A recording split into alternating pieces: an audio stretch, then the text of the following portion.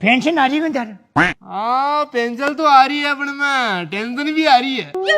आई की टेंशन आ रही है? जी समूह लोन की किस्त नहीं आ रही फिर नेरा कौन मान कर भाई टेंशन मत लियो, समूह लोन की किस्ता तो सरपंच साहब माफ करा दे सरपंच साहब।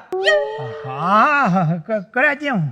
खान बोल रहे करा दिया हूँ, करा हाँ पर भाई टेंशन का ले रहा, करा दिया हूँ, करा दिया हूँ। पक्को हाँ हाँ पक्को ही है, कहीं दो दो तीन तीन चार किस्तें आती हुई और क्या है यार। कचरा लोन और बाकी है था।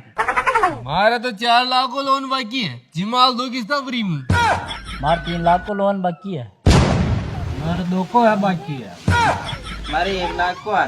मक्का 85,000 रुपये मात्रा माफ कर दो सरपंच साहब। ते टेंशन मत लियो, ते सब कागज पांडरा लेर ऑफिस पर आ जाजो, जो सबको काम हो जाए। हाँ सरपंच साहब मां लेडे कम जाए अच्छा अच्छा कहीं बैठो जाना को।